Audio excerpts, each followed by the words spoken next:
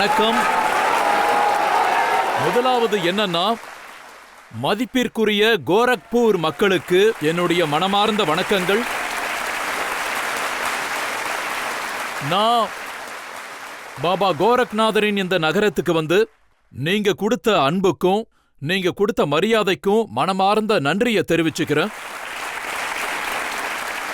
உங்களுக்கு தெரிஞ்சிருக்கும், நான் இங்க வந்திருக்கிறது உங்களுடைய இந்த நகரத்தோட நாயகன், இந்த மாநிலத்தின் முதல்வர் யோகி ஆதித்யநாத் அவர்களிடம் சில கேள்விகள் கேட்க வந்திருக்கேன். 5 ஆண்டுகள் அவர் செய்த வேலைக்கான கணக்குகளை கேட்க வந்திருக்கேன். ஒரு முதலமைச்சர்னா பெரிய பொறுப்புகள் இருக்கும், அதிகமான குற்றச்சாட்டுகளும் அவர் மேலதான் வரும், அதுலயும் முக்கியமா நிறைய கேள்விகள் கேட்கப்படும். இப்ப நான் அழைக்க போறேன் உத்தரப்பிரதேசத்தின் முதலமைச்சர் யோகி ஆதித்யநாத் அவர்கள்.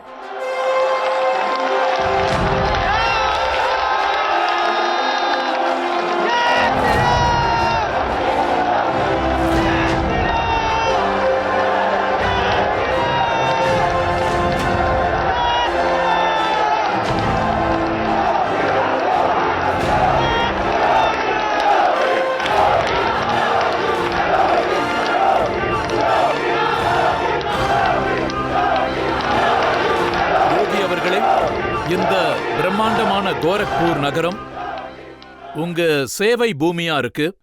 இங்க மக்கள் காட்டுற அன்பை கண்ணு முன்னாடி பார்க்க முடியுது. அதாவது கோரக்பூர்ல வாழணும்னா யோகி யோகின்னு சொல்லணும்னு முழக்கம் எழுந்த நகரமும் இதுதான். முதல்ல நான் தெரிஞ்சுக்க விரும்புறது என்னன்னா, ஏன் கோரக்பூர்ல இருந்து தேர்தல் நிக்க முடிவெடுத்தீங்க? கோரக்பூர்ல முதல்ல நான் ரஜத் சாரையும் உங்களோட இந்த முழு குடும்பத்தையும் மனமார்ந்த வணக்கத்தோட உங்களை கோரக்பூருக்கு வரவேற்கிறேன். இது சிவனின் நகரம். உங்க வருகை உங்களுக்கும் உங்க சேனலுக்கும் இந்த மாநிலத்துக்கும் நாட்டுக்கும் நல்லதே நடக்கணும், அதுதான் என்னோட ஆசையும். கோரக்பூர் என்னோட சேவை பூமி. 5 முறை என்ன கோரக்பூர் மக்கள் இங்கிருந்து நாடாளுமன்றத்துக்கு தேர்ந்தெடுத்து அனுப்பியிருக்காங்க. அதுக்கப்புறம் கட்சி என்கிட்ட கேட்டாங்க, நீங்க எந்த இடத்துல தேர்தலில் நிக்க விரும்புறீங்க அப்படின்னு. பல இடங்கள்ல இருந்து எனக்கு அழைப்புகள் வந்தது. ஆனா நான் சொன்னேன், நான் கோரக்பூர்ல தான் தேர்தலில் நிப்பேன்னு.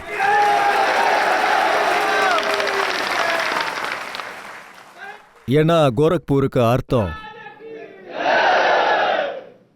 ரொம்ப தெளிவானதா இருக்கு. கோரக்பூர்ல இங்கே இருக்கிற ஒவ்வொரு குடிமகனும் இயல்பாகவே தேர்தல் நடைமுறையோட இணைஞ்சு இருப்பாங்க. அவங்களே தேர்தல் முடிவுகளையும் தீர்மானம் செய்வாங்க. அதனால இந்த தேர்தலை மக்களின் நம்பிக்கையிலேயே நான் விட்டுட்டேன். நான் மாநிலம் முழுக்க சென்று பாரதிய ஜனதா வேட்பாளருக்காக கொஞ்சம் கொஞ்சமா ஆதரவு திரட்டிக்கிட்டு இருக்கேன். இதை விட அதிகமா சொல்ல வேண்டிய அவசியம் இல்லைன்னு நினைக்கிறேன். நான் எல்லாத்தையும் கோரக்பூர் மக்கள்கிட்டயே விட்டுறேன். யோகி அவர்களே, கோரக்பூர் மக்கள் உங்களை துறவியா மட்டும்தான் பார்த்திருக்காங்க. ஆனா உங்க எதிர்ப்பாளர்கள் சொல்றது என்னன்னா, இவர் துறவி ஆயிட்டாரு, இவருக்கு குடும்பம் கிடையாது, குடும்பத்துல இருக்கிறவங்களுடைய கஷ்டம் இவருக்கு எப்படி தெரியும், குடும்பத்துக்காக வாழ்றவங்களோட வலி எப்படி தெரியும்னு மக்கள் இப்படி கேட்டிருக்காங்க. குடும்பம் இருக்கிறவங்கள பத்தி எல்லாருமே அதை பார்த்திருக்காங்க. அவங்களுக்கு குடும்பம்னா சொந்த வீட்டு வரைக்கும் தான் அவங்களுக்கு அந்த குடும்பமே இருக்கும். அதை கடந்து பார்க்கறதே இல்லை. ஆனா என்ன பொறுத்த வரைக்கும் உத்தரப்பிரதேசத்தை சேர்ந்த 25 கோடி மக்களையும் என் குடும்பமா பார்க்கறேன். அவங்களோட சுக துக்கங்கள்ல நான் பங்கேற்கிறேன். நீங்க யோசிச்சு பாருங்க, கொரோனாவோட 2வது அலை வந்தப்போ நானும் அதுல பாதிக்கப்பட்டேன். என்னோட ரிப்போர்ட் நெகட்டிவ்னு வந்ததுக்கு அப்புறம் அப்ப இருந்த சூழ்நிலைய பார்த்து நான் நேரடியா மக்கள்கிட்ட போக முடிவு பண்ணினேன். அதே மாதிரி நான் கிளம்புனேன், பல மாவட்டங்களுக்கு போனேன். ஒரு மாவட்டத்துக்கு போய் அங்க இருக்கிற ரிப்போர்ட்டை கேட்டேன். இங்கே எத்தனை பேருக்கு தொற்று இருக்குன்னு. அவங்க சொன்னாங்க, எந்தெந்த பகுதிகளில் இருக்காங்களோ அவங்க பேரெல்லாம் எனக்கு கொடுங்கன்னு சொன்னேன். அவங்களும் கொடுத்தாங்க. ஏன்னா அந்த நேரத்தில் என்னோட ரிப்போர்ட் நெகட்டிவ்னு வந்திருந்தது. இருந்தாலும் மதிப்புக்குரிய பிரதமர் எனக்கு எச்சரிக்கை கொடுத்திருந்தாரு, நீங்க வெளியில போகக்கூடாது அப்படின்னு. போஸ்ட் கோவிட் காம்ப்ளிகேஷன் ஏற்பட வாய்ப்பு இருக்குன்னு சொன்னாரு. நீண்டகால பாதிப்பு இருக்குன்னு சொன்னாரு. ஆனா பல அமைப்புகள் சேர்ந்து எப்படியெல்லாம் எதிர்மறையான சூழ்நிலைகளை உருவாக்கிக்கிட்டு இருக்காங்கன்னு நான் பார்த்துக்கிட்டு இருந்தேன். அந்த நேரத்துல எனக்கு மதுரால இருக்கிற ஒரு கிராமத்துக்கு போக வாய்ப்பு கிடைச்சது. கிராமமும் நகரமும் சேர்ந்த பகுதி. நான் ஒரு வீட்டோட கதவை தட்டினேன். அவங்க கோவிட் பாசிட்டிவ்னு என்கிட்ட சொன்னாங்க. நான் கதவை தட்டுனதுக்கு அப்புறம் அவங்க உள்ள இருந்து வாசல்கிட்ட வந்தாங்க. அப்போ இருந்த நிலைமையில என்னால பெரிய ஏற்பாடுகள் எதுவுமே எடுக்க முடியல. கூட்டமும் அதிகமா இருக்கக்கூடாது. எல்லாரும் தூர தூரமா நின்னுட்டு இருந்தாங்க. அப்போ அந்த வீட்ல இருந்து அந்த பெண் கதவை திறந்தாங்க. என்ன பார்த்ததும், ஐயோ, நீங்க யோகிஜி தானே? ஆமான்னு சொன்னேன் நானு. நான் பார்க்கறது உண்மையான்னு கேட்டாங்க. நீங்க எப்படி இங்க வந்தீங்கன்னு கேட்டாங்க. நீங்க எல்லாரும் தொற்றால பாதிக்கப்பட்டிருக்கீங்கன்னு எனக்கு தகவல் கிடைச்சது. அதனால தான் நான் இங்க வந்தேன்னு. அதனால தான் வந்தேன்னு சொன்னேன். உடனே அவங்க வீட்டுக்குள்ள போய் அவங்க கணவரை கூட்டிட்டு வந்தாங்க. பாருங்க, யோகிஜி இங்க வந்திருக்காரு, நான் வந்திருக்க கூடாதுன்னு சொன்னேன். ஏன்னு கேட்டாங்க. ஐயோ, நீங்க நலமா இருந்தாதான் மொத்த மாநிலத்தையும் காப்பாற்ற முடியும். அதோட எங்களை பத்தி கவலைப்படுறதுக்கு நீங்க தொற்றுல இருந்து உங்களை காப்பாத்திக்கணும்னாங்க. நான் அதை கேட்டுட்டு நான் அவங்க கிட்ட சொன்னேன், நீங்களும் இந்த மாநிலத்தோட மக்கள் தான். மாநிலத்தில் இருக்கிற ஒவ்வொருத்தரையும் பார்க்கறது என்னோட கடமைன்னு சொன்னேன். ஐயா, இங்க பாருங்க, நீங்க ஒன்னும் கவலைப்படாதீங்க. தினமும் உங்க அலுவலகத்திலிருந்து எங்களுக்கு ஃபோன் வருது. உடல்நிலையை கேட்டு விசாரிப்பாங்க. மருத்துவ குழுவும் எங்களை கவனிக்கிறாங்க. மாவட்ட குழுவும் தொடர்ந்து விசாரிக்கிறாங்க. ஒரு வீட்ல யாராவது உடம்பு சரியில்லாம இருந்தா கூட குடும்பத்தாரு கூட இப்படி பாத்துக்க மாட்டாங்க. எங்களுக்காக நேரம் ஒதுக்கி பாத்துக்கிறாங்கன்னாங்க. அதே நேரத்துல பாத்தீங்கன்னா மக்களோட நிலைமைய பாத்துக்கிறது என்னோட கடமை. அதுக்காக நாங்க ஒரு குழு அமைச்சு ஒவ்வொருத்தருக்கும் அவங்களோட தேவைகளுக்கு ஏற்ற மாதிரி உதவிகள் கிடைக்கிற மாதிரி நாங்க ரெடி பண்ணணும். அந்த பணிகளோட தொடர்ந்து நாங்களும் இணைஞ்சிருந்தோம். அதனால அந்த வேதனைய ஒரு துறவியால தான் உணர முடியும். குடும்பம்னு சொன்னவங்க, இதுக்கு முன்னாடி இந்த மாநிலத்தில் ஆட்சி நடத்தினவங்க, எத்தனை பேரு கொரோனா காலகட்டத்தில் அல்லது வேற ஏதாவது பேரிடர்ல மக்களோட கூட நின்றுருக்காங்க? நின்னதே இல்ல. ஒருத்தரும் நிக்கல. ஆனா மக்களோட உணர்வு என்னன்னு நான் சரியான நேரத்துல சொல்றேன். இன்னைக்கு 5 ஆண்டுகள் ஆட்சி நடந்ததுக்கு அப்புறம் பாரதிய ஜனதா கட்சியிடமும் மோடிஜியிடமும் யோகிஜியிடமும் மக்கள்கிட்ட ஒரு மனப்பற்று உருவாகியிருக்கு. குடும்ப ஆட்சியையும் வாரிசு அரசியலையும் நடத்துற இவங்க கிட்ட மக்கள்கிட்ட எந்த பற்றுமே இல்லை. ஏன்னா மக்களுக்கு தெரியும், உத்தரப்பிரதேச மக்கள் தெளிவா புரிஞ்சிருக்காங்க. அவங்களோட அக்கறை ஒருபோதும் மாநில மக்களுக்காக மட்டும் இல்ல. அவங்களோட அக்கறை எல்லாம் சொந்த குடும்பத்துக்கு மட்டும்தான். அல்லது மாஃபியா மீது இருந்தது, ஆபத்தான வன்முறையாளர்கள் கிட்ட இருந்தது, அல்லது தீவிரவாதிகள் கிட்ட இருந்தது. மாநில மக்களுக்காக ஒருபோதுமே இல்ல. ஆனா அரசியல்ல குடும்பம் இருக்கிறதுனால ஒரு பலன் இருக்குன்னு பாக்குறோம். இப்போ கர்ஹல்ல அகிலேஷ் யாதவ் பிரச்சாரத்துக்கு போனப்போ முலாயம் சிங் அவர்களும் இருந்தாரு, சித்தப்பாவும் இருந்தாரு, நிறைய பேர் இருந்தாங்க. அததான் நான் சொல்றேன். அவங்களுக்காக அவங்களோட குடும்பம் பிரச்சாரம் பண்றாங்க, எனக்காக என் குடும்பம் பண்றாங்க. ராகுல் காந்தியும் தன்னுடைய சகோதரிய உத்தரப்பிரதேச களத்துல இறக்கியிருக்காரு. உங்க சகோதரியுடைய சில போட்டோஸையும் நான் பார்த்தேன். அவங்க எப்படி வாழ்றாங்க, எந்த நிலைமையில இருக்காங்கன்னு உங்களுக்கு காட்டணும்னு நினைக்கிறேன். நான் கேள்விப்பட்டேன், அங்க யாராவது போனா உத்தரப்பிரதேஷோடைய நிலைமை எப்படி இருக்குன்னு அவங்க கேட்டு தெரிஞ்சுப்பாங்க. இந்த போட்டோஸ பாருங்க.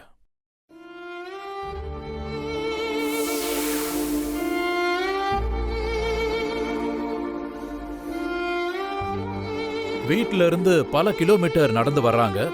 ஒரு டீ கடை நடத்துறாங்க, ஆ, பிரசாதம் விக்கிற கடையும் நடத்துறாங்க. எல்லாரும் தங்களோட குடும்பத்தை கவனிக்கிறாங்க. உங்களுக்கும் உங்க குடும்பத்தை கவனிக்கணும்னு தோணலையா? நான் ஒரு துறவி. எனக்கு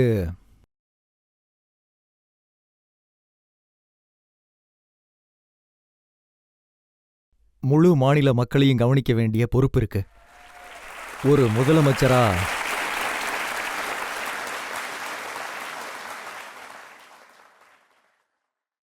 நான் எடுத்திருப்பது ஆட்சி கடமைய காப்பாத்துற உறுதிமொழிதான். குடும்பத்தோட பொறுப்பில்ல.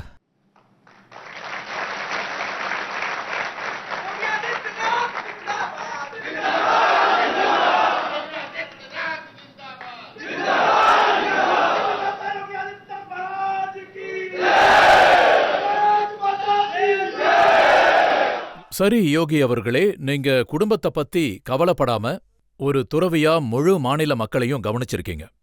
உங்க சகோதரிய கவனிக்காம உத்தரப்பிரதேச மக்களை கவனிச்சிருக்கீங்க. ஆனா சில இஸ்லாமிய பெண்கள் என்ன சந்திச்சாங்க. அவங்க சொன்னது என்னன்னா, யோகிஜி அவர்கள் அவருக்கு பிடிச்ச ஆடை அணிவாரு, எங்களுக்கு ஹிஜாப் போட அனுமதி தரமாட்டாருன்னு சொல்றாங்க. அதாவது யாரு என்ன ஆடை அணிஞ்சாலும் எனக்கு எந்த பிரச்சனையுமே இல்ல. வீட்ல என்ன அணியிறாங்க, சந்தையில என்ன அணியிறாங்க, பொது இடங்கள்ல என்ன அணியிறாங்கன்னு எனக்கு பிரச்சனை இல்ல. எதிர்ப்பு தெரிவிக்க எங்களுக்கு எந்த உரிமையும் இல்ல. ஆனா நான் நம்புற ஒரு விஷயம் இருக்கு. இந்த நாடு அரசியல் அமைப்பின் சட்டத்தின்படி நடக்கணும். அதுதான் எல்லாருக்குமே நல்லது. நாட்டோட அரசியலமைப்பு சட்டம் இல்லைன்னா உடனடி திருமணம், முறிவு மாதிரியான பழக்க வழக்கத்தை நாம தடுக்க முடியுமா? முடியாது. அதனால தனிப்பட்ட நம்பிக்கை இருக்கலாம். இந்த நாட்டுக்குள்ள பலதரப்பட்ட வழிபாட்டு முறைகளும் சம்பிரதாயங்களும் இருக்கு. கும்பமேளா மாதிரி பெரிய திருவிழாவும் இங்க நடக்குது.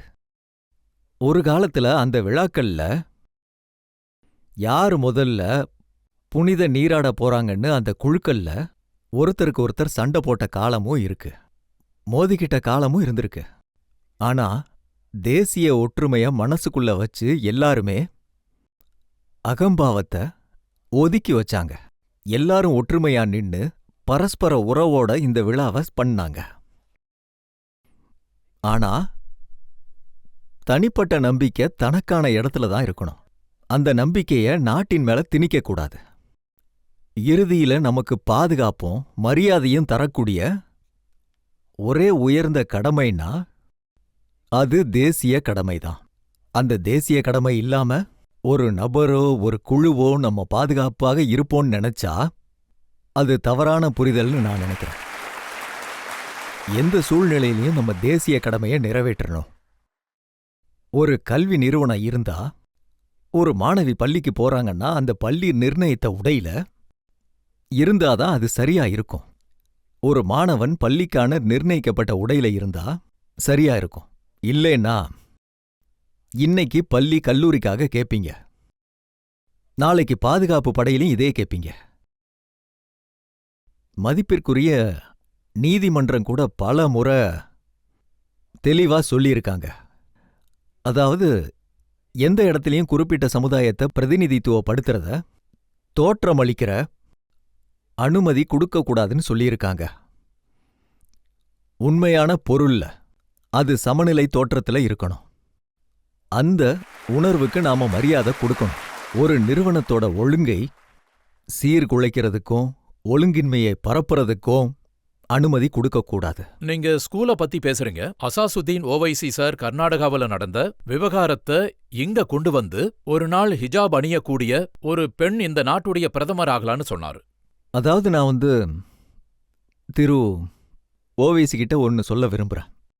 உண்மையிலேயே இஸ்லாமிய பெண்கள் தன்னம்பிக்கையோட முன்னேறணும்னு அவர் நினைக்கிறாருன்னா, அவரு அவங்களோட நலனுக்காக நினைக்கிறாருன்னா, தீன் தலாக் சட்டத்தை தடுக்க உருவாக்கப்பட்ட சட்டத்துக்கு அவர் ஆதரவு தரணும். அவர் அதுக்கு ஆதரவு தந்தா அவர் உண்மையிலேயே இஸ்லாமிய பெண்களோட நலனை விரும்புறாருன்னு நாங்க நம்புவோம். ஆனா மக்கள் தொகையில பாதி பேரை நீதி இல்லாமலும் மரியாதை இல்லாமலும் வைக்க முடியாது. இன்னைக்கும் அந்த தீன் தலாக் சட்டத்துக்கு எதிரா நிறைய பேர் பேசிக்கிட்டு தான் இருக்காங்க. நாட்டுல அந்த தீன் தலாக்குங்கிற சட்டம் உருவானப்போ அத முதல்ல அமல்படுத்தினது உத்தரப்பிரதேசத்துல தான். அதுக்காக ஒரு சந்திப்பையும் ஏற்பாடு செஞ்சேன். திருமண முறிவால பாதிக்கப்பட்ட எல்லா பெண்களையும் லக்னோவுக்கு கூட்டிட்டு வந்து அவங்களுக்கு மரியாதை பண்ணினேன். தீன் தலாக்குக்கு எதிரான இந்த சட்டம் வரலாற்று முக்கியத்துவம் வாய்ந்தது. மக்கள் தொகையில பாதி பேரோட கண்ணியத்துக்கு சம்பந்தப்பட்டது. ஆனா உத்தரப்பிரதேசத்துல அடாவடிக்காரன் இல்ல, ஹனுமான் தான் இருக்காருன்னு முழக்கம் எழும்போது பல பேருடைய இதயம் துடிக்க ஆரம்பிக்குது. அதாவது உத்தரப்பிரதேசத்துல கொள்கை கூட்ட ஆட்சிக்கும் பழக்கப்பட்ட குற்றவாளிகளுக்கும் காலம் முடிஞ்சு போச்சு. மார்ச் 10ஆம் தேதிக்கு அப்புறம் இவங்கள யாரையும் வெளியே பார்க்க முடியாதுன்னு எனக்கு தோணுது. எனக்கு அப்படிதான் தோணுது. பல பேரை பார்த்தீங்கன்னா தேர்தல் அறிவிப்பு வந்ததுக்கு அப்புறம் 4½ ஆண்டுகளா ஒளிஞ்சிக்கிட்டு இருந்த பதுங்கி இருந்த பல பேரு தேர்தல் நோட்டிஃபிகேஷனுக்கு அப்புறம் கொஞ்சம் வெளியில வர ஆரம்பிச்சிருக்காங்க. சில இடங்கள்ல மிரட்டினாங்க, வேற மாதிரி பேசுனாங்க. ஆனா முதல் 2 கட்ட தேர்தல் முடிஞ்சதுக்கு அப்புறம் அவங்க என்ன நினைச்சாங்கன்னா, 2 கட்ட தேர்தல் முடிஞ்சதும் குறிப்பா எதிர்க்கட்சியினர் அவங்களுக்கு முன்னிலை கிடைக்கும்னு நினைச்சாங்க. ஆனா அவங்க அதிர்ச்சி ஆயிட்டாங்க. நாட்டுக்குள்ளேயும் வெளிநாட்டுலயும் இதுக்காக எல்லா சதிகளையும் பயன்படுத்தி பிஜேபி கட்சியை தோற்கடிக்க நினைச்ச இடங்கள்ல கூட பாரதிய ஜனதா கட்சி நிறைய இடங்கள்ல முன்னிலை பெற்றது. அதுக்கப்புறம் நீங்களே பார்த்திருப்பீங்க, நிறைய எதிர்க்கட்சி தலைவர்கள் இப்பவே வெளியூருக்கு தப்பிச்சு போக டிக்கெட் புக் பண்றாங்க. ஒருத்தர் இங்கிலாந்துக்கு போறாரு, ஒருத்தர் ஆஸ்திரேலியாவுக்கு போறாரு. தப்பிச்சு போக பழக்கம் இருக்கிறவங்க நேபாளுக்கு போக முயற்சி பண்றாங்க. நாங்க நேபாள்ல கூட எல்லை பகுதியில காவல் கண்காணிப்பை அதிகப்படுத்தியிருக்கோம், உயர் அதிகாரிகள் கூட சேர்ந்து. அவங்களோட ஆவேசத்தை கொஞ்சம் அடக்கிட்டோம்னா அவங்க தானாவே அவங்க வழியை தேடி போயிருவாங்க. ஆனா அவங்களும் மாறி இருக்காங்க. நீங்களே சொல்றீங்க, ராம பக்தர் மேல துப்பாக்கிச்சூடு நடத்தினவங்க இப்ப ஹனுமான் கதையை தூக்கிட்டு சுத்துறாங்கன்னு சொல்றாங்க. இதுதான் மாற்றம். நல்ல விஷயம்தான், அது வரணும். அது எனக்கு ரொம்ப மகிழ்ச்சி தான். பாருங்க எவ்வளவு பெரிய மாற்றம் ஏற்பட்டிருக்குன்னு. 1990ல ராமர் பக்தர் மேல துப்பாக்கி சூடு நடந்தது.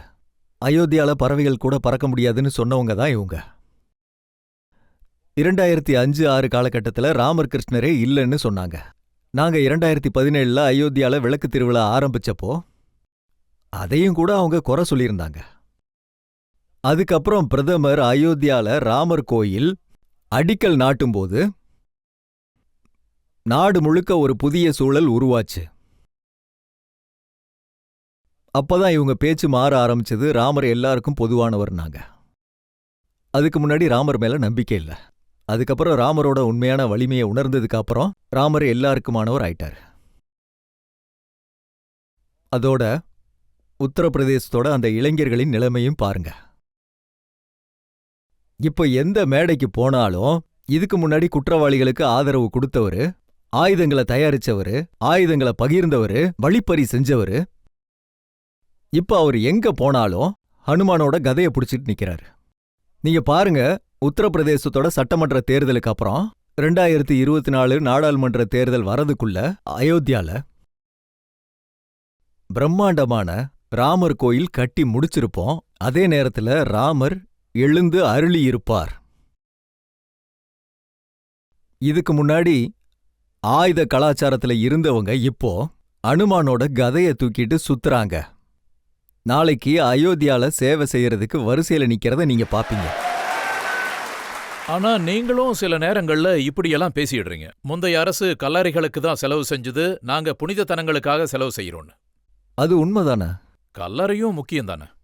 அதாவது ஒவ்வொருத்தருக்கும் ஒவ்வொரு தேவைகள் இருக்கு. ஒருத்தரோட சிந்தனைகள் எப்படி இருக்குமோ அவங்களோட செயல்பாடும் அப்படிதான்.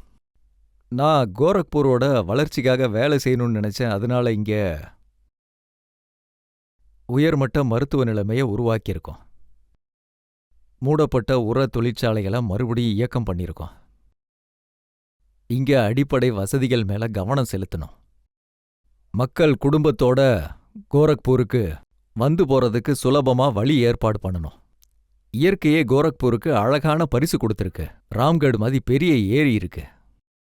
ஒரு நாள் நான் பார்த்தேன், நிறைய குடும்பங்கள் வந்திருக்கு. சில பேர் சுத்தி பார்க்க வந்திருக்காங்க, சில பேர் பிறந்தநாள் கொண்டாட வந்திருக்காங்க. அந்த முழு ஏரியும் இந்த பெரிய அரங்கமும் கோரக்பூர் மக்களுக்கு இந்த 5 ஆண்டு காலத்துல கிடைச்சிருக்கு. கோரக்பூர்ல 2017க்கு முன்னாடி கோரக்பூர்ல மின்சாரம் சரியா கிடைக்காது, கரண்டே வராது. இப்ப இலவசத்தை பத்தி பேசுறாங்களே, அப்பெல்லாம் மின்சாரமே இல்ல. இருட்டுல வாழ்றதுக்கு தான் பழகியிருந்தாங்க. அவங்களோட எல்லா செயல்பாடுகளும் இருட்டுல தான் நடக்கும். அதனால மின்சாரம் கொடுக்கல. நான் முதலமைச்சர் ஆனப்போ கோரக்பூர்ல 24 மணி நேரம் மின்சாரம் வேணும்னு சொன்னாங்க. நான் கேட்டேன், கோரக்பூர்ல மட்டும் ஏன், மத்த மாநிலத்துக்கு என்னாச்சு? அதுக்கு அவங்க சொன்னாங்க, எங்க முதலமைச்சர் இருக்காரோ அங்கதான் எல்லா வசதியும் இருக்கும்னு. நான் ஒரு மாநிலத்துக்கான முதலமைச்சர், எல்லாமே எனக்கு சமந்தான்னு சொன்னேன். நான் சொன்னேன், கோரக்பூரை சேர்ந்த எந்த ஒரு நபரும் கோரக்பூருக்கு தான் எல்லா வசதியும் கிடைக்கணும்னு நினைக்க மாட்டாங்க. மாநிலம் முழுக்க 24 மணி நேரமும் மின்சாரம் கிடைக்கும்போது தான் அதை ஏத்துக்குவாங்கன்னு சொன்னேன். நான் ஒரே நேரத்துல ஏப்ரல்ல 2017ல முழு மாநிலத்துக்கும் மின்சாரம் கொடுத்தேன். இப்ப நம்ம இங்க பார்க்குற இந்த முன்னேற்றம் மாநிலத்தில் இருக்கிற பல நகரங்கள்லயும் நடந்திருக்கு. முழு மாநிலத்துக்கும் ஒரு பெரிய மதிப்பு உருவாகி இருக்கு. உத்தரப்பிரதேசத்துல நாங்க செய்யற வேலை இதுதான். இந்த வாரிசு அரசியல், குடும்ப அரசியல் பேசுறவங்க கொல்லையில பங்கு கிடைக்கிற வரைக்கும் தான் ஒருத்தருக்கு ஒருத்தர் பேசுவாங்க. அதுக்கப்புறம் அவங்க மகன் தந்தைய தள்ளி விடுவான், மருமகன் சித்தப்பாவை ஓரங்கட்டுவான். அதனால அவங்க கிட்ட எந்த எதிர்பார்ப்பும் வைக்காதீங்க. தன்னோட குடும்பத்தையே மதிக்க தெரியாதவங்க, குடும்ப பாசத்தை பத்தி பேசுற மாதிரி நடிச்சுக்கிட்டு, அதுக்கப்புறம் அந்த மதிப்பு மரியாதையை தக்க வச்சுக்க தெரியாம, அந்த மதிப்பை காப்பாத்த தெரியாதவங்க மக்களையும் நாட்டையும் எப்படி காப்பாத்துவாங்க? சொந்த குடும்பத்தையே நடத்த ஒரு தெரியாதவங்க. குற்றச்சாட்டு தொடர்ந்து சொல்றாங்க, இளைஞர்களுக்கான வேலை வாய்ப்பு. நீங்க எவ்வளவு வேலை வாய்ப்பு கொடுக்கறேன்னு சொல்லியிருந்தீங்களோ அந்த அளவுக்கு கொடுக்க முடியலன்னு எல்லா இடத்துலயும் பேசுறாங்க. ரஜித் சார், நான் இதை ஒத்துக்கிறேன். இந்த 5 ஆண்டுகள்ல 3 ஆண்டுகள் தான் முழுமையா நேர்மையா வேலை செய்ய முடிஞ்சது. மீதி 2 ஆண்டுகள் கோவிட் கட்டுப்பாட்டுக்குள்ள இருக்க வேண்டியதா இருந்தது. ஆனாலும் இந்த 5 ஆண்டுகள்ல நான் கொடுத்த அரசு பணி வாய்ப்புகள் அதிகம். அதாவது வேலைவாய்ப்பு அறிக்கையில் வெளியே வந்ததுக்கு அப்புறம் வேலை எல்லாத்துக்கும் கிடைக்காது. ஒவ்வொரு இளைஞருக்கும் வெளிப்படையான முறையில வேலை வாய்ப்பு கிடைக்கணும், சரியான பயிற்சி கிடைக்கணும், வேலை நியமனம் கிடைக்கணும், அதுக்கப்புறம் சம்பளம் அவங்க குடும்பத்துக்கு போய் சேரணும். இதுதான் முழு நடைமுறை. இந்த 5 வருஷத்துல 5 லட்சத்துக்கு அதிகமான பணி வாய்ப்புகள் நான் கொடுத்திருக்கேன். 2003ல இருந்து 2017 வரைக்கும் 14-15 சமாஜ்வாரி பகுஜன் ஆட்சி தான் இருந்தது. அந்த ஆண்டுகள்ல அவங்க கொடுக்காத வேலை வாய்ப்புகளை விட நான் அதிகம் கொடுத்திருக்கேன். அவங்க வெளியிட்ட அறிவிப்புகள்லையும் தேர்வு நடைமுறைகள்லையும் நீங்க பார்த்திருப்பீங்க, நிறைய சர்ச்சைகள் வந்தது. அப்போ நீதிமன்றம் தடை விதிச்சாங்க. ஆனா நாங்க வெளியிட்ட வேலை வாய்ப்புகள் வெளிப்படைத்தன்மையா இருந்தது. என்னோட முதல் நாள்ல இருந்து என்னோட நம்பிக்கை என்னன்னா, எங்கேயாவது அநீதி நடந்தாலும், ஊபி இளைஞர்களுக்கு ஏதாவது பாகுபாடு நடந்தா, அநீதி நடந்தாலோ அதுக்கு பொறுப்பு ஏற்க வேண்டியது அந்த தேர்வு நடத்துற அமைப்பு தான். அதனால சில விஷயங்கள்ல நாங்க கடுமையான நடவடிக்கையும் எடுத்தோம். ஒரு சம்பவத்துல அந்த முழு தேர்வு அமைப்பையும் கலைச்சோம். அந்த தேர்வோட தொடர்புல இருந்த எல்லாத்தையும் கைது செஞ்சு சிறையில அடைச்சோம். யூபி இளைஞர்களோட எதிர்காலத்துல விளையாடுறதுக்கு அனுமதி இல்ல. ஆமா, இந்த நடைமுறையை இன்னும் வேகமா முன்னெடுக்க வேண்டிய அவசியம் இருக்கு. அதனால அலுவலர் அல்லாத 2ஆம் பிரிவு, அதே மாதிரி 3ஆம் பிரிவு பணியிடங்களுக்கு எல்லாம் ஒரே தகுதி தேர்வு முறைய நாங்க யூபில அறிமுகப்படுத்தியிருக்கோம். 25 லட்சத்துக்கு அதிகமான மாணவர்கள் எழுதியிருக்காங்க. அதோட ரிசல்ட்டும் சீக்கிரம் வந்துரும். நாங்க மற்ற தேர்வு நடைமுறைகளையும் வேகமா முன்னெடுத்திருக்கோம். கோவிட் அதுக்கு தடையா இருந்தது. இல்லனா இன்னும் பணியமர்த்தல் அதிகமா இருக்கும்.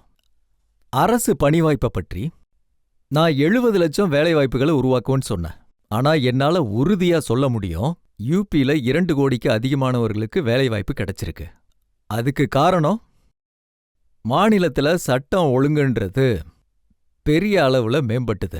இன்னைக்கு என்னால சொல்ல முடியும், யூபிக்குள்ள நாட்டோட உலகத்தோட பெரிய முதலீட்டாளர்கள் இங்க முதலீடு செய்ய விரும்புறாங்க. 2017க்கு முன்னாடி இங்க யாரும் வர விரும்பல, இருக்கிறவங்களும் வெளியேற விரும்புனாங்க.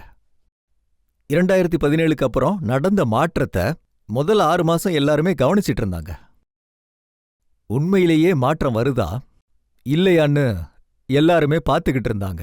எனக்கு நல்லா ஞாபகம் இருக்கு, நாங்க முதல் முதலீட்டர் மாநாட்ட லக்னோல நடத்த நாங்க முடிவு பண்ணப்போ அதுக்காக ரோட் ஷோக்காக ஒரு டீமை அனுப்பியிருந்தேன். ஆனா பெரிய வரவேற்பு கிடைக்கல. அகமதாபாத்துக்கு போனாங்க, பெங்களூருக்கு போனாங்க, ஹைதராபாத் போனாங்க, கொல்கட்டா போனாங்க. மொத்தமா 20,000 கோடி ரூபாய் முதலீடு ஆரம்பத்துல கிடைச்சது. அதுக்கப்புறம் மனசோர்வோட என்கிட்ட சொன்னாங்க. அப்ப நான் சொன்னேன், இன்னும் சரியான சூழல் உருவாகல, நான் பொறுமையா இருக்க சொன்னேன். அவங்க நம்பிக்கை இல்லாம பேசினாங்க. அப்ப நானும் உங்களோட ஒரு இடத்துக்கு வரேன்னு சொன்னேன். அதுக்கப்புறம் நானே மும்பைக்கு போனேன். நீங்க ஆச்சரியப்படுவீங்க, மும்பையில் நடந்த முதலீட்டாளர் நிகழ்ச்சியில நாட்டுல இருந்த பெரிய முதலீட்டாளர்கள்லாம் வந்தாங்க. நான் யார்கிட்ட பேசினாலும் நாங்க உத்தரப்பிரதேசுக்கு போகக்கூடாதுன்னு முடிவு பண்ணிட்டோன்னு தான் சொன்னாங்க என்கிட்ட. நான் ஏன்னு கேட்டேன். அதுக்கு அவங்க சொன்னாங்க, யூபியில நல்ல சூழல் இல்லைன்னாங்க. அதுக்கான சூழல் நான் உருவாக்கிட்டு இருக்கேன்னு. அதுக்கு அவங்க, ஆமா இப்பதான் நாங்க சில விஷயம் கேள்விப்பட்டோன்னு சொன்னாங்க. இது அப்படியே தொடர்ந்து நடந்துச்சுன்னா நாங்க யோசிக்கிறோன்னு சொன்னாங்க. நான் அவங்கள முதலீட்டாளர் மாநாட்டுக்கு வர சொன்னேன். அதுக்கப்புறம் என்ன நடந்துச்சுன்னா, 4,68,000 கோடி மதிப்புல முதலீடு முன்மொழிகள் எங்களுக்கு வந்தது. அதுல 3 லட்சம் கோடிக்கு மேலான திட்டங்களை நிலதளத்துல நடைமுறைக்கு கொண்டு வந்தோம். அதுல பல தொழிற்சாலைகள் உற்பத்தியும் தொடங்கியிருக்காங்க. கோவிட் காலகட்டத்திலேயே அதை கட்டுப்படுத்துற பணிகளோட சேர்த்து 66,000 கோடிக்கு மேலான முதலீட்டு திட்டத்தை செயல்பாடுக்கு கொண்டு வந்தோம். நாட்டிலேயே முதல் முறையா டிஸ்பிளே யூனிட் யூபில இருக்கு. உற்பத்தியும் தொடங்கியாச்சு. டேட்டா சென்டர் 1 இல்ல 2 இல்ல 3 இருக்கு. ஒருவேளை இந்த கொரோனா நடுவுல தடையா இல்லாம இருந்திருந்தா, இந்நேரம் நாங்க உலகத்திலேயே மிகப்பெரிய திரைப்பட நகரத்தை யூபியில கொண்டு வந்திருப்போம். அதுக்கான பெரிய பரபரப்பே நடக்குது. இத பத்தின பரபரப்பு மும்பையிலயும் இருக்கு. மும்பை திரைப்பட உலகத்தையே இங்க இழுத்துட்டு வர போறாங்க, அவங்க வேலை வாய்ப்பையே பறிக்க போறாங்கன்னு சொல்றாங்க. நாங்க யாரையும் இழுத்துட்டு வர போறதில்ல. நாங்க ஒரு புதிய திரைப்பட நகரத்தை உருவாக்குறோம், அது உலகத்தரத்துல இருக்கும். ஆனா ஒண்ணு, நாங்க உருவாக்கி இருக்க பாதுகாப்பான சூழல், ஒவ்வொரு திரைப்படமும் ப்ரொடியூசர் ஆகட்டும், ஆக்டர் ஆகட்டும், எல்லாரும் யூபியில சேர்ந்து வேலை பார்க்க விரும்புறாங்க. அதுக்கு காரணம், இங்க யாராலையும் அச்சுறுத்தி பணம் பறிக்க முடியாது, கட்டாயப்படுத்தி வசூல் பண்ண முடியாது. அப்படி யாராவது நடந்துக்கிட்டா மறுநாளே காவல் நிலையத்துல அவமானப்பட்டு நிற்க வேண்டிய சூழ்நிலை ஏற்படும். அதனால அப்படிப்பட்ட செயல்ல யாருமே ஈடுபட மாட்டாங்க. மக்களோட மனசுல ஒரு நம்பிக்கை உருவாகியிருக்கு. நான் நம்பிக்கையோட லக்னோ நகராட்சியோட பத்திரிகை வெளியீட்டோட மும்பை பங்கு சந்தைக்கு போயிருந்தப்போ, அங்க மும்பையில் இருந்த பெரிய தயாரிப்பாளர்கள், நடிகர்கள் எல்லாத்தையும் சந்திக்க வாய்ப்பு கிடைச்சது எனக்கு. எல்லாரும் நல்ல ஆர்வம் காட்டினாங்க. ஏதாவது மாற்றம் கொண்டு வரணும், இல்லைன்னா இந்த திரைப்பட உலகமே அழிஞ்சிரும்னு சொன்னாங்க. அதுக்கு நான் சொன்னேன், உத்தரப்பிரதேசம் தயாரா இருக்கு, போர்க்கால அடிப்படையில் திட்டங்கள் முன்னேறிக்கிட்டு இருக்குன்னு சொன்னேன். எனக்கு நம்பிக்கை இருக்கு. இது யூபிக்கு பெரிய வாய்ப்பா அமையும். மக்கள் மரபும் அவங்களோட பண்பாடும் தொடங்கி உலகத்தரமான சினிமாவுக்கு உத்தரப்பிரதேசம் மூலமா நாட்டுக்கும் உலகத்துக்கும் சொல்லக்கூடிய ஒரு நிலை உருவாகும். இங்க யூபி அதை செஞ்சு காட்டும். ஆனா மும்பை ஃபில்ம் இண்டஸ்ட்ரியில இருந்து அண்ணி இங்க வந்திருக்காங்க. உத்தரப்பிரதேசத்துல மக்கள் இவங்களோட செயல்களை எல்லாம் பார்த்திருக்காங்க. யூபி மக்கள் மீது எவ்வளவு அநீதி நடந்திருக்கு. கொரோனா காலகட்டம் தான் அதுக்கு மிகப்பெரிய உதாரணம். அந்த காலத்துல என்னென்ன நடக்கல. யூபி பிகார் மக்களை வலுக்கட்டாயமா வெளியே அனுப்புனாங்க. அவங்களோட தண்ணீர் இணைப்புகள் துண்டிக்கப்பட்டது, மின்சார இணைப்புகள் துண்டிக்கப்பட்டது, ரேஷன் கார்டுகள் எல்லாம் ரத்து செய்யப்பட்டது. எல்லாத்தையுமே நான் பார்த்தேன். யூபி பார்டருக்கு பெரிய எண்ணிக்கையில மக்கள் வந்தாங்க. பிரதமரும் கவலைப்பட்டாரு. அதாவது லாக்டவுன் நடக்குது, கொரோனா பரவல் இருக்கு, எப்படி பாதுகாக்கிறதுன்னு. நான் அனுமதி கேட்டேன். அதாவது இவங்கள சாலையில அலைஞ்சுகிட்டு இருக்க விட முடியாது. பிரதமரும் உடனடி ஏற்பாடு செய்யணும்னு சொன்னாரு. ஒரே இரவுல 12,000 பஸ்ஸுகளை குழுக்களையும் அனுப்பி வச்சேன். யார் எந்த மாவட்டத்தை சேர்ந்தவங்களோ அவங்கள அந்த மாவட்டத்துல சேர்த்துருங்கன்னு. அந்த நேரத்துல குவாரண்டைன் பீரியட் 20-21 நாள் இருந்தது. நான் சொன்னேன், 1 மாசம் பாதுகாப்பா வைங்க, உணவு ஏற்பாடு பண்ணுங்க, உடல்நிலை பரிசோதனை செய்ய குழு அனுப்புங்க, தொடர்ந்து மருத்துவ பரிசோதனை நடக்கணும், எல்லா வசதிகளும் கொடுங்கன்னு உத்தரவிட்டேன். அப்புறம் அவங்க ஊருக்கு போகும்போது 15 நாளைக்கு உணவுப் பொருட்களையும் கொடுத்து அனுப்புங்கன்னு சொன்னேன். 15 நாளுக்கு அப்புறம் அவங்க ரேஷன் கார்டுலேருந்து எல்லாமே கிடைக்கணும்னு சொன்னேன். பெரிய எண்ணிக்கையில யூபிக்கு வெளியே இருந்தாங்க. நிறைய மாநிலங்கள் அவங்கள ஏத்துக்க மறுத்துட்டாங்க. ஆனா நாங்க இது மாநிலங்களுக்கு இடையிலான கொரோனாக்கு எதிரான மனிதநேய போராட்டம்னு சொன்னேன். யார் யூபிக்கு வந்தாலும் அவங்களுக்கு சரியான கவனிப்பு கொடுப்போம்னு சொன்னேன். தங்குறதுக்கு இடம் கொடுப்போம், உணவும் கொடுப்போம்னு சொன்னேன். நான் அதிகாரிகளுக்கு நேரடியா உத்தரவும் கொடுத்திருந்தேன். யூபியிலிருந்து வெளியே போகும்போது அவங்களுக்கு உணவு, போதிய தண்ணீர் கொடுக்கணும்னு சொன்னேன். ஒருவேளை எங்களுக்கு அனுமதி கிடைச்சா அவங்களோட மாநில எல்லை வரைக்கும், முடிஞ்சா அவங்க வீட்டு வரைக்கும் போய் சேர்க்கணும்னு சொல்லியிருந்தேன். ஒருவேளை அங்க இருக்கிற அரசாங்கம் அனுமதி கொடுக்கலன்னா குறைஞ்சபட்சம் எல்லை வரைக்கும் கொண்டு விட்டுட்டு வாங்கன்னு. அங்க போன மக்கள் இங்கிருந்து கிளம்புறதுக்கு முன்னாடியே அவங்க சாப்பிட்டிருந்தாலும் காலி டிஃபன் பாக்ஸை கையில வச்சுக்கிட்டு அங்க இருக்கிற நிர்வாகத்துக்கு காட்டுவாங்க, பாருங்க யூபியில இது எங்களுக்கு கொடுத்துருக்காங்கன்னு. இது மனித உயிர்களை காப்பாத்துற போராட்டம். பிரதமர் தலைமையில நாங்க இந்த போராட்டத்தை நடத்தினோம். அதோட யூபியை சேர்ந்த தொழிலாளர்களுக்கும் உழைப்பாளர்களுக்கும் நாங்க செஞ்ச உதவியை பத்தி உலகத்தில் இருக்கிற பெரிய கல்வி நிறுவனங்கள் கூட ஆய்வு செஞ்சிருக்காங்க. அதாவது கோவிட் பரவல் கட்டுப்பாட்டையும் வெளி மாநில தொழிலாளர்களையும் எப்படி நிர்வகிச்சோன்னு அவங்க கவனிச்சிருக்காங்க. இது உண்மையான விஷயம்தான். ஏன்னா உத்தரப்பிரதேஷ் ரொம்ப பெரிய மாநிலமா இருந்தும் ஒரு சில மாதங்களை தவிர்த்து பார்த்தா கொரோனா பரவல் வேகமா அதிகரிக்கவே இல்லை. அதாவது இன்னைக்கும் நான் எவ்வளவு பிஸியா இருந்தாலும் கோவிட் ரிப்போர்ட்டிங்கை தொடர்ந்து கவனிச்சுக்கிட்டு தான் இருக்கேன். தொடர்ந்து, அதாவது மார்ச் 20, 2020 இப்போ வரைக்கும் ஒரு நாளும் பார்க்காம விட்டதில்லை. எனக்கு கோரக்பூர்ல காலையில 8 மணிக்கு எல்லா ரிப்போர்ட்ஸும் வந்துடும். ஒவ்வொரு விஷயத்தையும் தனித்தனியா விசாரிப்பேன். எங்கேயாவது குறை இருந்தா அதை எப்படி சரி பண்ணணும்னு அதிகாரிகளுக்கு உடனே சொல்லுவேன். அதோட எனக்கு ஒரு பெரிய அனுபவம் இருக்கு. கோவிட் கட்டுப்பாட்டு யூபியில ஏன் நல்லா இருந்ததுன்னா அதுக்கு பின்னாடி ஒரு காரணம் இருக்கு. இங்க மூளை காய்ச்சலை ஒழிக்க நாங்க பெரிய அளவுல வேலை பார்த்துட்டு இருந்தோம். அந்த நோய் இங்க 1976ல பரவ ஆரம்பிச்சது. ஒவ்வொரு ஆண்டும் ஆயிரக்கணக்கான குழந்தைகள் இறந்து போனாங்க. கோரக்பூர், குஷிநகர், ரேவ்ரியான், மகாராஜ்கஞ்ச், சித்தார்த் நகர், பஸ்த், சந்த் கபீர் நகர், அப்படியே பல்லாம்பூர், கோண்டா, ஸ்ராவஸ்தி, பேராஜ், அப்படியே சாரங்பூர் வரைக்கும் இது பரவ ஆரம்பிச்சுது. ஆனா கோரக்பூர் மண்டலத்துல மட்டும் ஆண்டுதோறும் 1500லேருந்து 2000 குழந்தைங்க. நீங்க யோசிச்சு பாருங்க. இப்போ ஏழைகளை பத்தி பேசுறவங்க உண்மையிலேயே ஏழைகளுக்காக நின்னவங்களே இல்ல. குழந்தைகள் உயிர் இழந்துகிட்டு இருந்தாங்க. நான் எந்த ஒரு முதலமைச்சரும் இதுக்கு முன்னாடி வந்து கோரக்பூர்ல இருக்கிற பிஐடி மெடிக்கல் காலேஜ்ல ஒவ்வொரு ஆண்டும் குழந்தைகள் உயிரிழந்துகிட்டு இருந்தாங்க. எந்த ஒரு சீஃப் மினிஸ்டரும் அங்க வந்ததை நான் பார்த்ததே இல்ல.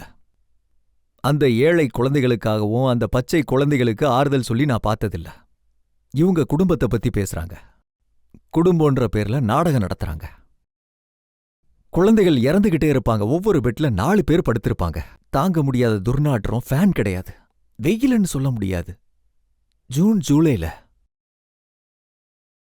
3rd ஃப்ளோர்ல மூளைக்காய்ச்சல் பிரிவு இருந்தது. 3வது ஃப்ளோர்ல லிஃப்ட் கிடையாது, ஃபேன் கிடையாது. அந்த கொடூரமான ஈரப்பதமான வெப்பத்துல ஒரு பெட்ல 4 பசங்க இருப்பாங்க. ஒரு குழந்தை கூட 4ல இருந்து 5 குடும்பங்கள் கூட இருப்பாங்க. அந்த இடமெல்லாம் தாங்க முடியாத துர்நாற்றமா இருக்கும். ரொம்ப மோசமான நிலைமை, நரகம் மாதிரி இருக்கும். ஆனா இன்னைக்கு அந்த முழு அமைப்பையும் நாங்க மாத்திருக்கோம். இன்னைக்கு பிஐடி மெடிக்கல் காலேஜுக்கு யாராவது போய் பாத்தீங்கன்னா தெரியும். ஒரு குழந்தைக்கு நோய் வந்தா கூட அந்த குழந்தைக்குன்னு தனி பெட் இருக்கும். அங்க சென்ட்ரலைஸ்டு ஏசி சிஸ்டம் இணைக்கப்பட்டிருக்கு. வெளியில வெப்பநிலை 45 டிகிரி இருந்தாலும் அறைக்குள்ள 20லிருந்து 22 டிகிரிக்கு மேல போகாது. எல்லா இடங்கள்லயும் பாத்தீங்கன்னா ஏசிகள் போடப்பட்டிருக்கு. எல்லா இடத்துலயும் பாத்தீங்கன்னா அங்க அந்த குழந்தைகளுக்கு தேவையான எல்லா வசதிகளையும் முழுமையா கொடுத்திருக்கோம். அதோட போதுமான அளவுக்கு மருத்துவ வசதிகள் செஞ்சிருக்கோம். நாங்க கட்டிட வசதிகளை மட்டும் அதிகப்படுத்தல. ஒவ்வொரு மாவட்டத்திலையும் தீவிர சிகிச்சை பிரிவுகளை உருவாக்கி இருக்கோம். ஐசியூ பெட்டுகளை அதிகப்படுத்தி இருக்கோம்.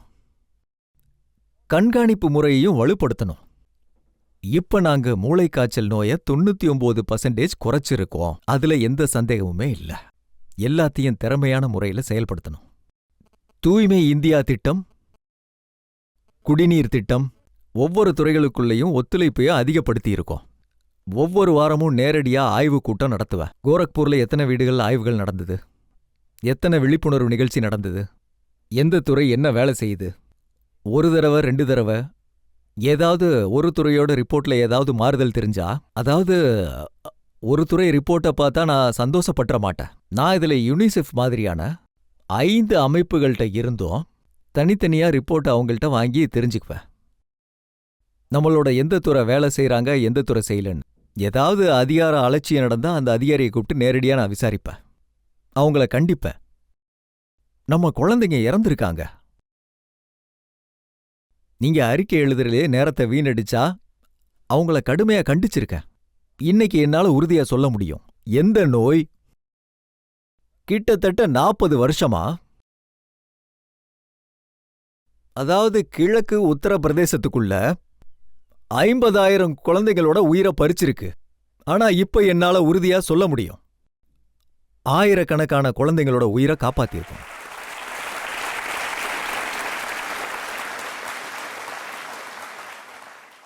உங்க உணர்வுகளை என்னால புரிஞ்சுக்க முடியுது. அந்த காட்சிகளை நாங்க டிவில பார்த்தப்போ ரொம்ப வேதனைப்பட்டிருக்கோம். உண்மையிலேயே அதுல ரொம்ப பெரிய மாற்றம் வந்திருக்கு. நீங்க சொல்றது சரிதான்.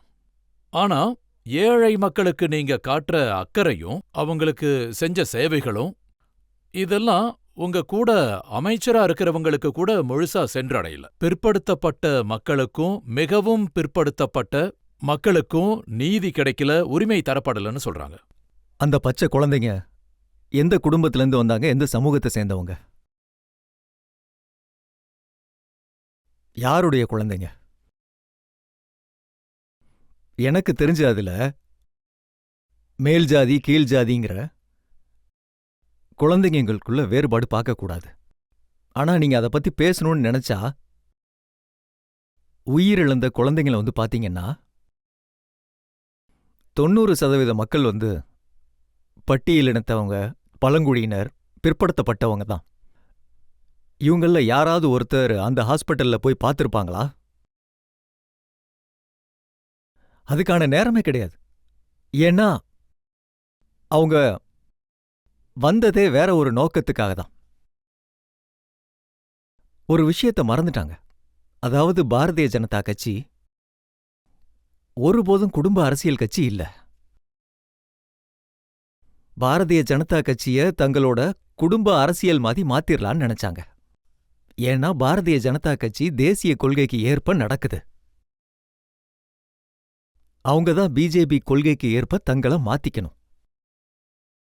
அவங்களோட குறுகிய மனப்பான்மையிலிருந்து வெளியே வந்து பாரதிய ஜனதாவோட பெரிய சிந்தனையில இணையணும். அவங்களால அப்படி யோசிக்க முடியல. நான் முதலமைச்சரா இருந்ததுனால அவங்க செய்ய நினைச்ச சில விஷயங்கள முழுசா செய்ய முடியாம போயிருக்கு.